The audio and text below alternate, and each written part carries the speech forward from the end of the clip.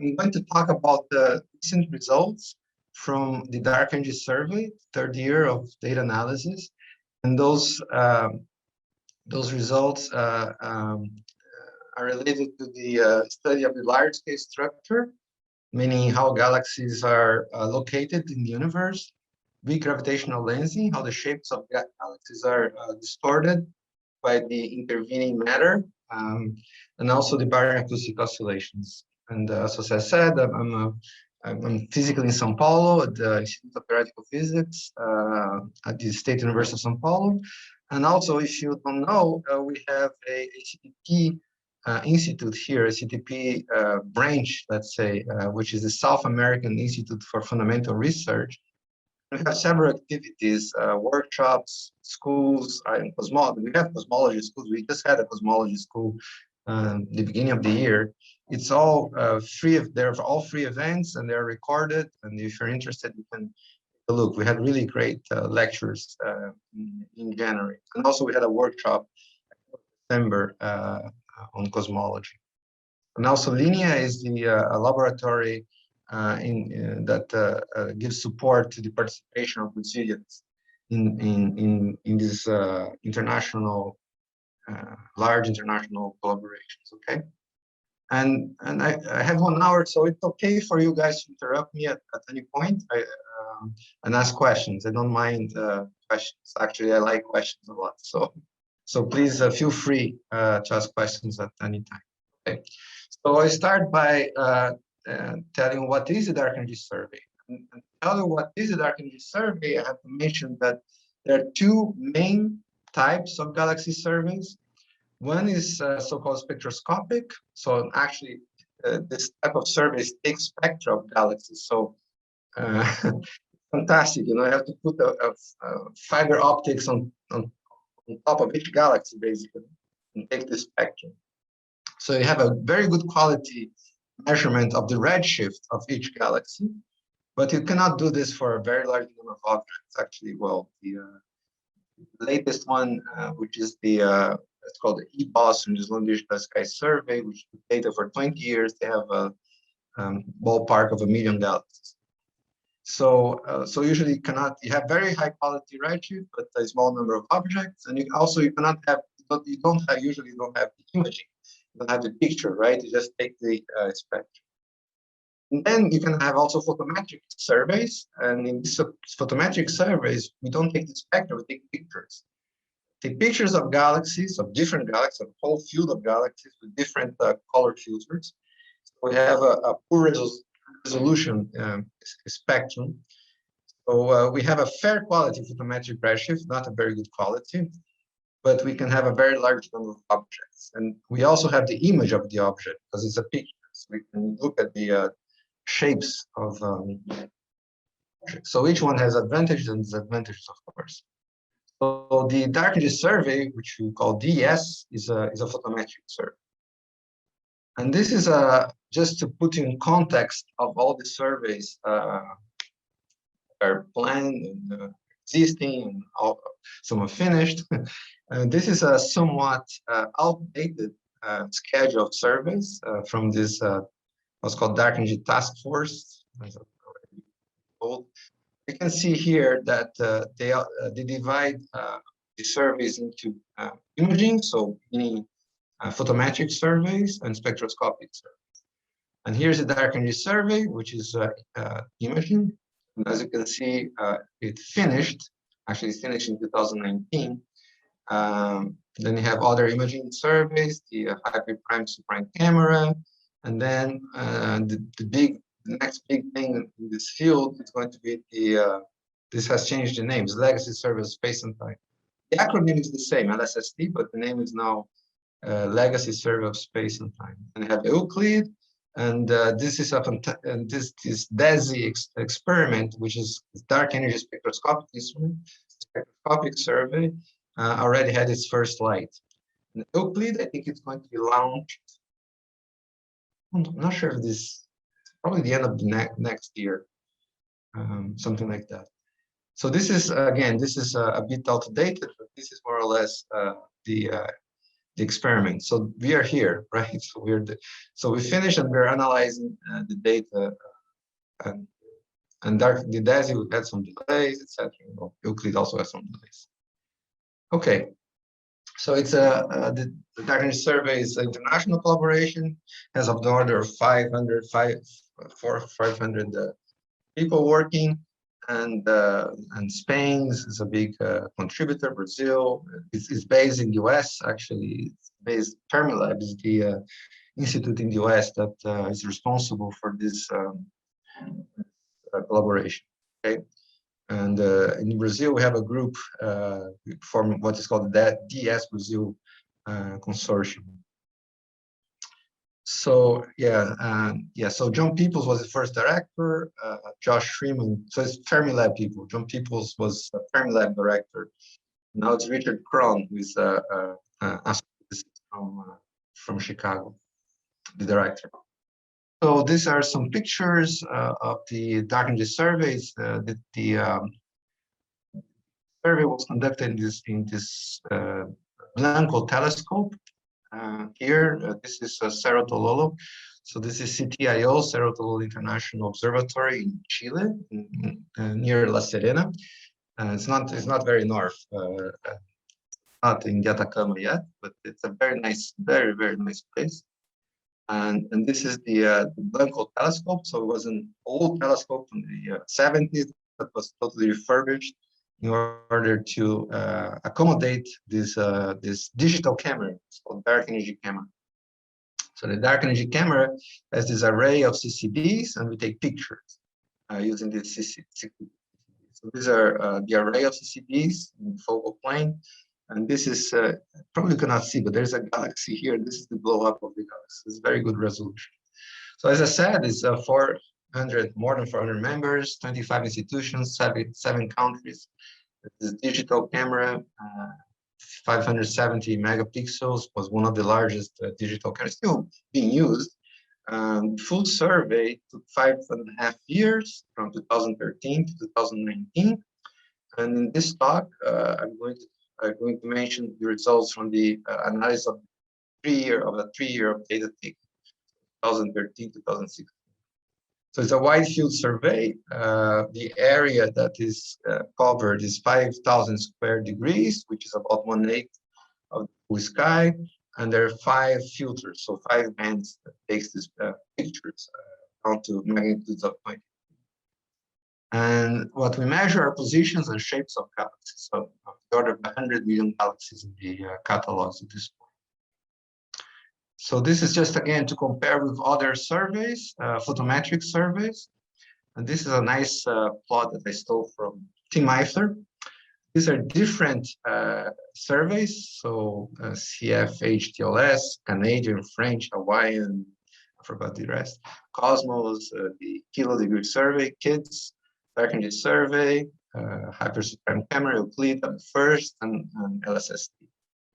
And here, in these blue boxes are the areas, represent the areas of each survey. So you can see that the Dark Energy Survey is 5,000 square degrees, which is a large area, and the dots here represent how many galaxies per arc minute square. So it's a very visual thing. These are the dates. So you can see that Euclid and LSST will be the next big ones. So again, I'm going to talk about the SDR3 data analysis, and this is the most stringent cosmological constraints from a galaxy imaging survey. And combined with external data, we do the most stringent constraints overall. So I'm going to discuss this. So what we want to do is to test CDM, the standard cosmological model, which is based on a cosmological constant plus cold dark matter. And this is amazing because it's a model that can describe the whole history of the universe. We have data from when CMB was formed, basically 400,000 years after the Big Bang. So this is CMB data, and then we also have a late time data of a few billion years ago of galaxy formation. Okay, and the basic question is, we had this fantastic model that can describe this whole history of the universe. The question is whether this model is compatible with the measurements from CMB. very early universe to recent times, cosmological terms, right? When galaxies are formed. So this is the main motivation of the dark energy survey and other surveys. So there are several probes that can be tested with data from dark energy survey. So we can have access. We do have access to. We have supernovas. We measure bioacoustic oscillations. We measure counterparts, optical counterparts of gravitational waves. We also have strong lensing results and large-scale structure, how blacks are distributed, big gravitational lensing, and the counting of. And in this talk, I'm going to concentrate on the analysis of large-scale structure and weak gravitational lensing, and also bioacoustic oscillations. So a few more things about the dark energy survey. So again, it's an imaging survey that used a digital camera, which is called dark energy camera, of 570 megapixels with 62 degrees. And this camera was mounted on the focal, is still mounted on the focal plane of a 4-meter telescope called the Blanco telescope in Cerro Gordo. Images are taken in 5 filters, and there are 10 exposures in each filter. That's why it took long to take the data. So it was actually 5.5-year survey, and the last night observations was January 9, 2019, and this is the area it covered, 5,000 square degrees. It takes a lot of work to go from data to results. That's what I want to show you. The main results from the first year of observations, which called DS Year 1, they were published in 2017. And we released the main results from the first 3 years, which called DS Year 3, May of this year. And the main cosmological analysis is based on a combination of galaxy clustering and weak lensing data. And the result of this main analysis was 29 key papers plus the main paper. So it was a huge amount of work by this 400 members. And also separately from these main results, but weak lensing plus large-scale structure was the results from the bioacoustic oscillations. The 3 papers that I'm going to talk about. So our group in São Paulo was mostly involved with something we call the covariance matrix validation effort, which we mentioned briefly, and also in the detection of the bioacoustic oscillations in harmonic space. And all the results are available at this site, and I will summarize these results in this talk.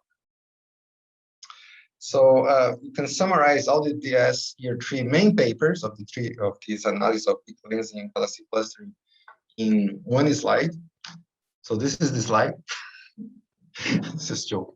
This is the slide. So we start with the catalog. So we have to build what's called the gold catalog and the basis of everything. And from this gold catalog, 3 catalogs were built, actually 4. A source catalog. This is a catalog of images of shapes of galaxies. We call it shear catalog. And then a catalog of the positions of the galaxies, which we call cluster or lens catalog. I hope the terminology will become more clear as I talk. And then there's a special catalog for BAO. So from the gold catalog, you construct 3 different catalogs. And there are reasons to do this. And what you want to do is different. It's very different from shear, of course, it's different from clusters, and the BAO catalog is selected in a way to maximize the BAO. And actually, there are 2 cluster catalogs. Okay, then there's a bunch of papers, which one of the main things is to find the redshift of the estimate the redshift of the objects. Right? So there are many techniques of doing this. It's very sophisticated. Some self-organized maps and other artificial intelligence methods, clustering ratios. There are many methods. And this is called PSF, is point spread function, which is you have to characterize the distortions of the images due to the atmosphere, for instance. And so it's a calibration of this, we call it photometric redshift, by the way, this redshift that's measured by imaging, by this photometric surveys called photometric redshift, opposed to spectroscopic redshift. So huge amount of work has to be done in order to determine or estimate redshift. I think estimate errors. And you have to put errors into.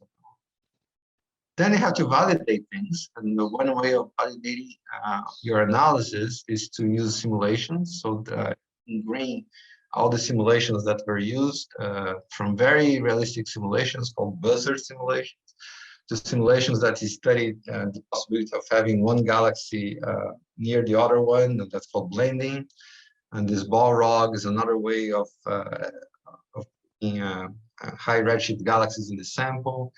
And this Colomox were used for the BAO paper. And you also need more theoretical papers, let's say. So there's a methods paper, covariance paper, which we participated, a paper that tells you how you're going to blind your analysis to avoid observer biasing. What samplers are going to use in order to explore the posterior of the parameter distribution. I'm going to tell this. I'm going to talk about this a little bit more. Consistency tests and some tension metrics, because we need to compare with other experiments, and we have to know whether our results are in agreement or in tension. So we have to develop some tension metrics. And these are some of the results. So there's a result of producing a convergence mass map. So this is a map that tells you how the light is distorted by gravity. And then there are papers of cosmology just from shear, cosmology from what is called galaxy-galaxy lensing, cosmology from the positions of the galaxies, and the BAO main paper, which comes from the BAO catalog. And finally, these things are combined in what is called the 2 × 2 point, and then there are 2 catalogs here. That's why I have 2 papers. And finally, all of this goes into this final paper, which is the whole 3 × 2 point. So I just want to convince you this is a huge effort. And this is another picture that shows you how to get from pixels, because you get these images in the CCD pixels. So how to get from pixels to cosmology, with photometry, the images, the point spread function. Yeah, I'm not going to go into this, but there are many. This is more or less what I said before. There are many steps going from the pixel, the raw, let's say the raw data, to cosmology. So there's a huge amount of work, and that's why it took so long, right? So you may think, okay, you're talking about something that's finished in 2016, the taking of data for year 3. So why only now you have the cosmological results? Well, a lot of work, and it takes time. And this is just a list of all these 30 papers, and just put a line here on the paper of comparisons that we had a contribution from people in our group. So it's really a large number of large body of work. So talking a little bit more about the first step, the year 3, what we call the gold catalog. So the data that is included in this gold catalog was taken 245 nights of observations, and had to pass some quality tests, and you have to select the objects from this multi-epoch, which means that you have different pictures of the same patch of the sky in different filters. And it has to pass some quality cuts, the photometric calibration, you have to mask because you have bright objects in front, and you have to remove those bright objects like stars. So you have to mask, you have to require signal to noise of galaxies larger than some threshold. And we have to separate stars from galaxies, you have to survey property maps, etc. And in this gold catalog, there are 300 million objects. And this is the DS footprint. It looks like a tank. And these are the 3 data sets that we use for science. So the science certification, year 1 and year 3, the science certification was only 139 square degrees. And the year 1 was almost 2,000 square degrees. was actually a little less for the two times 2-point cosmological analysis. And the year 3 is basically the whole area already of the survey. So almost 5,000 square degrees, which means that for year 6, we're not going to increase the area, we're going to increase the depth. So, so the gold sample is used to produce these science-ready catalogs. So as I said, there's a shear catalog that measures the shapes, how the shapes of the galaxies are distorted, and uses a method called meta-calibration. It's a position catalog, and there are two actually that uses two methods to determine the redshift distributions. One's called red magic, and the other is called magnitude limit. And then there's a catalog for BAO, and it's optimized for the finding BAO feature in the distribution of galaxies. So these are the ingredients for the dark energy survey analysis. So there's this gold sample, as I mentioned before, so of 1,300 million. There's 3 catalogs, or 4, because there are 2 position catalogs. And then what we have to do, we have to measure what's called the 2-point correlation function. I'm going to talk about this later. So, and then we have to model this 2-point correlation functions. And this, I also discuss how to model and what are the challenges in the modeling. Then one has to decide analysis choices, like what scales you're looking at, what effects you want to be modeled, and you have to introduce nuisance parameters for some systematic uncertainties, etc. There's a methods paper that was written for that, and this is validated using these realistic simulations. So you need to validate also the covariance matrix, which in our case was an analytical covariance matrix. You have to do all the analysis blinded, because you don't want to have any observer bias. Then you have to unblind. Then you have to understand the quality of your results, chi-square distributions, etc., robustness tests. Finally, you get cosmological parameters, then you compare with other experiments, and then that's where you need tension, it's a measure of tension. Combine, if there's no tension, you can combine the other experiments, and then you get your final results. So in this talk, I will present the results of the dark energy survey third year for the main analysis, which is the 3 times 2-point correlation functions, the BAO analysis, and a combination of the 3 times 2-point BAO and supernova in DS. So, so now I'm going to talk about the what is called the 3 times 2-point correlation. So, what are the observables?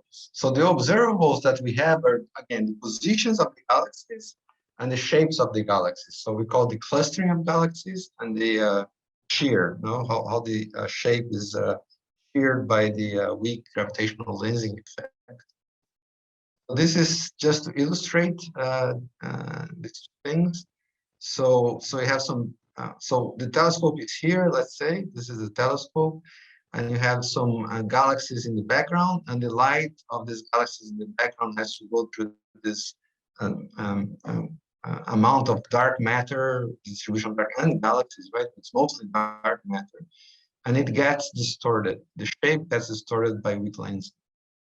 And it gets distorted because you also have some galaxies here in the middle, and also dark matter. So what you do is that you have to measure the correlation between the shape here and the shape here, the correlation between shapes here and shape here, because the distortion is coherent. This is what I'm saying here. So light from distant galaxies passes the same foreground structure and has this coherent distortion, so they're lensed. So we measure the correlation of these shapes of galaxies. So they're called source galaxies, these ones in the back. And these are the images of the source galaxies. Sorry if this is confusing. So these are the light of these galaxies that are all the way in the back in the focal plane image. And then we have to study these correlations as a function of redshift of these galaxies that are in the background. So these are called, again, these are called the source galaxies. And then we have the galaxies that are in the foreground, and these are galaxies that traces the underlying dark matter structure, and they have their clustering properties. So we measure the positions of these galaxies here, We call this, it's a bit confusing, but we call these galaxies the lenses, because they contribute to the lensing of the foreground or source galaxies. So we measure correlation of shapes in the background of the galaxy in the background, the source galaxies, and correlations of the positions of the foreground galaxies. Again, as a function of redshift, and also we have to do this as a function of the angle. So these are the two things. So we have the correlation functions of shapes and correlation functions of the positions, and of course you have the mixed correlation function, the one that correlates shapes with positions. So that's why I have three 2-point correlation functions. That's why we call this the 3 times 2-point correlation. This is again what I said. So you need a self-consistent combination of these observables in order to obtain cosmological results and to avoid break some degeneracies that was mentioned before. So again, we measure correlations in the what's called the cosmic shear, so shape correlations. And then correlation with the galaxy position. So this is the red dot here with some galaxy shapes. So this is called galaxy lensing, and then only the position of the galaxies. So this is called the 2 times 2-point when you have galaxy lensing and galaxy clustering, and 3 times 2-point when you have the 2-point correlation. The dark energy survey is most sensitive to the amount of matter and the amount of fluctuations in a scale of 8 megaparsecs today. S8 is actually a funny combination of what maybe you're more familiar with sigma 8. And the reason that people use this combination in lensing analysis is because it corresponds to this direction here, which is the most constraining direction in the plane of sigma 8 and omega matter. So people use S8 and omega matter as the cosmological parameters. So how do we estimate cosmological parameters? Well, there's a whole recipe of doing so. I go more detail in the next slide. But basically, we have a model, and we can compute predictions of parameters in this model. And also we have a likelihood function, which is actually measurements, and construct what is called the posterior probability distribution of the parameters given the data and the given model. Okay. And then we have to sample this probability distributions to find the maxima and the regions of 1 sigma and 2 sigma. And one thing that's important is the covariance matrix. And here I just put one plot of the covariance matrix that we tested. Tested many effects in the covariance matrix to see how robust this estimation of the covariance matrix is. So this is one of the contributions that we made to this analysis. So in a little bit more of detail, we have a data vector. The data vector is made out of these 3 2-point functions. So this is the cluster. This is cluster lensing and lensing data vector. Then in the theoretical modeling, and that the theoretical model, of course, depends on the model M and depends on a set of parameters that are model. And then you make predictions for these observables. Then you construct a Gaussian likelihood. So we tested that the Gaussian likelihood is a good approximation in the data. It's using simulations actually. And then the covariance matrix enters here. And finally, you construct a posterior distribution for the parameters given data using Bayes' theorem, and that depends on some prior probabilities of the parameters. A little bit more in detail of how do you model this correlation functions. So those are expressions of the angular correlation functions in terms of what's called the angular power spectrum. I'm not going to details. These are just some geometrical functions. Doesn't matter. This is the beam angular correlation function, certain beams of angle, in addition to beams of redshift. And important for the theoretical part, you need to estimate this this angular power spectrum, the C, that depends on L. So L is the wave number, if you want, in 2 dimensions. And A and B are two different observables, whether it is galaxy position or galaxy lensing. So A and B are denotes whether you're talking about galaxy position or galaxy lensing. Remember, this is a 2-point correlation function. And IJ is for the redshift beams. So we divide your sample in different redshift beams. And basically you have these W's are selection functions that depends on the redshift beams, I and J, and depends on the type of observable, A and B, if it's again galaxy position or galaxy shear. Chi-square is chi is the comoving distance, so that is model dependent as well, because that depends on geometry, depends on the Hubble function. And then finally the 3D power spectrum. And this is a projection of the 3D power spectrum to the angular power spectrum. And it has some approximations that were already used here, so-called Limber approximation. We don't want to go into details. Now the cosmological parameters that from, say, inflation, right? So inflation predicts the primordial spectrum of perturbations, and then this gets evolved by gravity and under baryon photon coupling, etc. So everything goes in this 3D power spectrum. The linear part of the 3D power spectrum is predicted by this Boltzmann codes like CAM or class. Then of course you have to go to the nonlinear part. And, there are no baryons, so there are many issues that have to. So I just want to mention what are the main issues in the modeling of the correlation functions. First, as I said, we have measurements of estimates better of redshifts, metric redshifts. And these estimates have uncertainties. We have to take that into account in the modeling of the observable as well. You don't measure dark matter, you measure galaxies. So there's a relation between the distribution of galaxies and the distribution of dark matter. That's called the galaxy bias. So I have to take that into account. It does not affect shear, the distortion of the shape, because shear is affected by all types of matter. But the galaxy position depends, the measurements of galaxies depends on this galaxy bias. We want to relate with the theory. And there's something that was already mentioned, this intrinsic alignment of galaxies has to be modeled, and this does not affect the clustering of galaxies. It affects the shapes of the galaxies. You have to be careful with shear calibration, again, does not affect clustering. They have baryonic effects in the power spectrum of galaxies that you have to either take into account or make sure they're not important. And also we have the nonlinear clustering in the power spectrum, which is not predicted by these CAM solvers, but there are ways of estimating.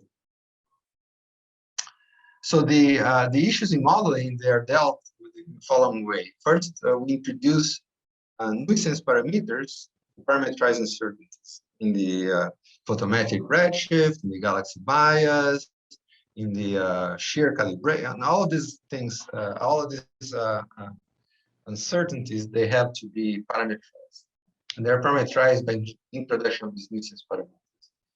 And also, we don't look, we provide some scales, so we don't go to very small scales, because we cannot trust our model at very small scales because of nonlinear physics and baryonic physics.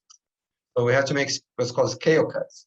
So we don't look at small scales. And the scale cuts are exactly designed to leave out these effects, baryonic effects and nonlinear bias.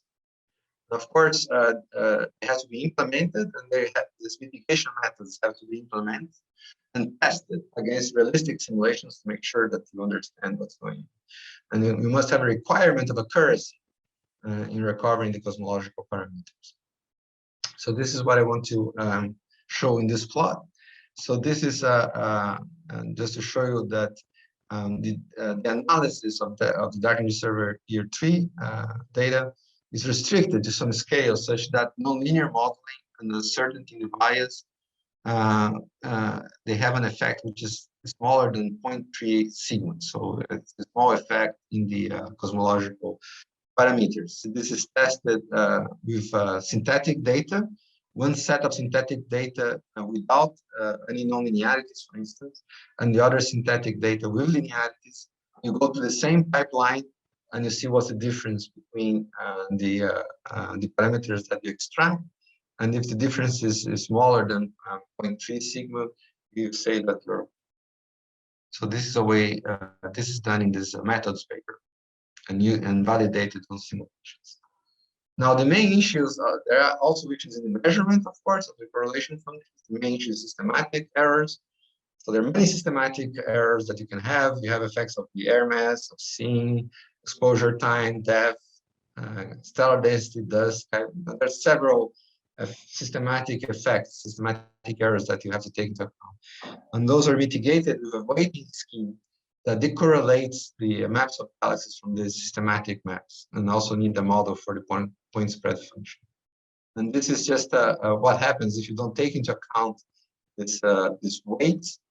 So you need some weights that correlate the galaxy map, the density maps from galaxy density maps from the systematic errors. If you don't do that, you get something that's totally off. If you put the weights, you're back into. There's this sentence that with great statistical power, which is what we have, with 100 million galaxies, we have a lot of statistical power, comes great systematic responsibility. So to be sure that they did not, that they took into account all the systematic, possible systematic. And this is just to show you how things are in real life. So these are all the parameters that you have to deal with. And there, of course, as you can see, the majority are nuisance parameters that are introduced, taking into account the uncertainties in the galaxy bias, magnification, in the photo Z, intrinsic alignment, in the photo Z of the source galaxies, shear calibration. And these are the cosmological parameters. So we have 6 or 7 cosmological parameters in the baseline analysis, and I don't know, 20 something nuisance parameters. A lot. So now I'm going to talk about the main results from the 3 times 2-point correlation function, which were in this archive preprint. And so in the 3 times 2-point results, we combine this 3 2-point correlation functions. And this is a typical plot that we have. As I said, we are mostly sensitive to the amount of fluctuations in the scale of 8 megaparsecs. It's called S8, and omega matter is the amount of matter. So what you see here is if you look only at the shapes, so this is the C plus minus, the 2-point correlation function for the shapes only. These are the blue curves, and the orange curve is the combination of galaxy-galaxy lensing plus galaxy clustering. This is the orange curve. You see that they are compatible. You can combine them, and that's where you break degeneracies and you get a better constraint. You break degeneracies in several parameters. One of them is bias, because the way the galaxy bias enters in the clustering analysis, well, it enters in the clustering, does not enter in shear. And the way it enters the clustering is different from the way it enters in the galaxy-galaxy lens. Anyway, so there's these are the results. And again, you have to choose a model, and this is using the basic lambda CDM model. And so these are the results and that DS obtained for the for lambda CDM on this parameters only, because those are the most sensitive parameters. I'll talk about some other ones later. And there's a factor of roughly 2 improvement in signal to noise from the year 1 data. Another model that we analyze is a model called WCDM. And WCDM is just a model where instead of a cosmological constant, you have a dark energy with a constant equation of state. And this constant equation of state does not have to be -1. So we let the equation of state of dark energy to be constant and free in the fit. And this is the result for the equation of state. So it's like a 30% error just from DS data. Now, of course, I want to test the consistency with the Planck measurements, which are very early time measurements. And this is a plot, again, of S8 and omega matter. And what you can see is that if you take the 3 times 2 point fiducial analysis, this is lambda CDM again. This is the gray area here in this plane. And if you go in, and the Planck CMB is this green one. So the first thing that you have to notice is that the areas of the in this plane of 3 times 2 point analysis and Planck, they're not very different. So so that means that the sensitivity is not very different from Planck and DS, which is amazing. This is just amazing because Planck is, everything is linear. The power spectrum is absolutely linear at the Planck scale. So at the at the CMB scale. So you don't have any of the problems with non-linear. You don't have bias. It's much easier. But anyways, the results are comparable, and there's a metric to measure the tension. And the metric says that there's no significant evidence of inconsistency between the DAS year 3 and Planck. So we can combine these results. And combining these results, you get a much better constraint, the orange line here. Okay, so this is why we can combine and get better constraints. So these are the joint constraints, combining actually combine all the data sets, and not only Planck, but also other data sets like supernova, BAO even, and other data sets. And so combining all of the data sets, you get this very small region here, blue region, and you can see that in the errors getting smaller. In particular, WCDM, of course, the equation of state is very, very close, few percent to lambda CDM. There's no evidence that you have to go beyond lambda CDM. This is, again, more visual way to look at this strength. So the gray band is just 3 times 2 point baseline analysis of DS. And then when you include all the, well, you compare to Planck, and then you combine it with all other parameters. So, so this is pretty much the analysis of the 3 times 2 point correlation functions. Now I want in the last 5 minutes talk about the baryon acoustic oscillations. And the analysis of the DS year 3 results on BAO are based on 3 papers, and one is how to select the galaxy sample for BAO. The other is the mock catalogs that were used in order to validate the methods for BAO detection. And finally, the main paper, which is a 2.7% measurement of baryon acoustic oscillation distance at an effective measure of 0.835. So just to remind you that the BAO is it's a geometric feature in the distribution of galaxies. So just look for a peak in the correlation function. This is something very nice because the BAO feature was measured in 2 ways. So in both the angular correlation function, that's a single peak, and the measurements in different redshift means. But also, it was measured in the angular power spectrum. So those are different ways of measuring this effect, and they have different systematics. And the nice thing is that they're complementary in some ways. And in the final analysis, both the analysis in harmonic space, which actually is where our group contributed. We have done that also for DS year 1. This analysis in harmonic space, but this was combined with analysis in real space. And this is how it's done in practice. You have this shift parameter. I don't want to go into the details. And you want to estimate this shift parameter, which is related to an angular diameter distance, ratio of angular diameter distance the scale of the horizon of the coupling. And again, I just emphasize that the final result is a combination of real harmonic space analysis. It's really nice. This is the key result. Is a 2.7 detection of the BAO feature. It was 4% detection in year 1.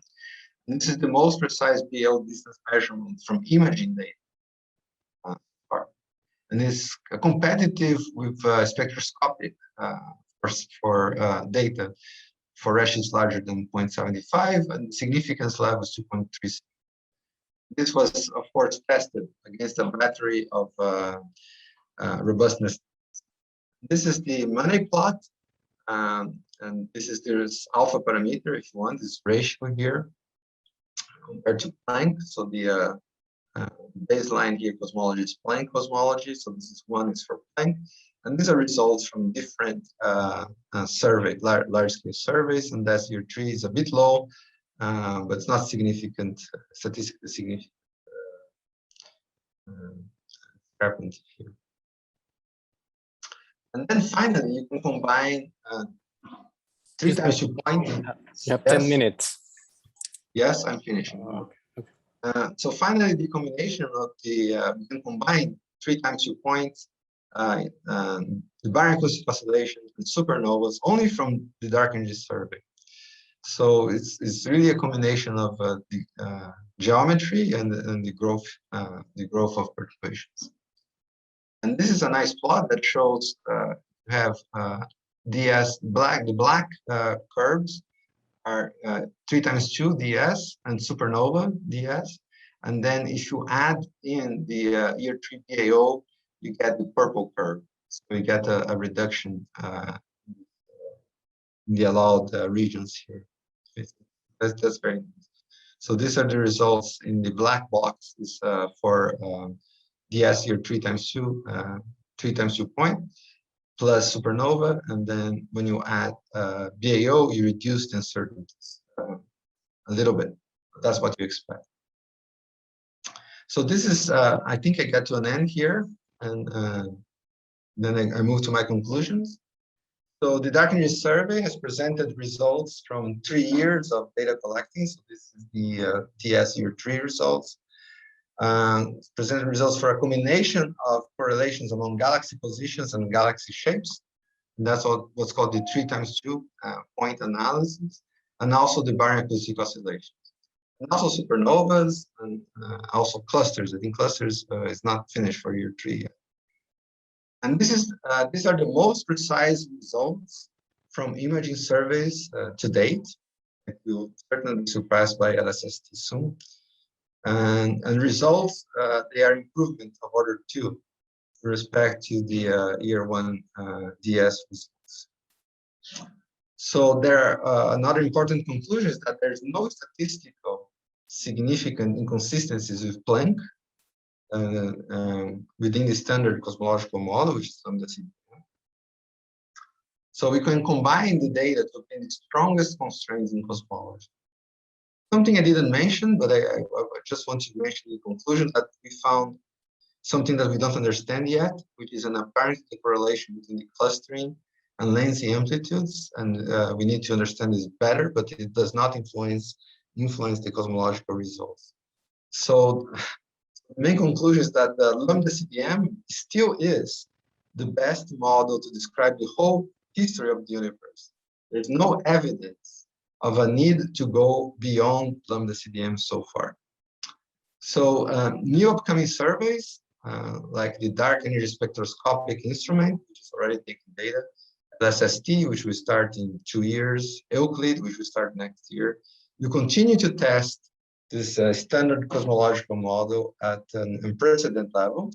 And if this model with lambda CDM breaks, it's new physics. So this is really exciting. So we hope to have exciting times up. So thank you very much. Muchas gracias.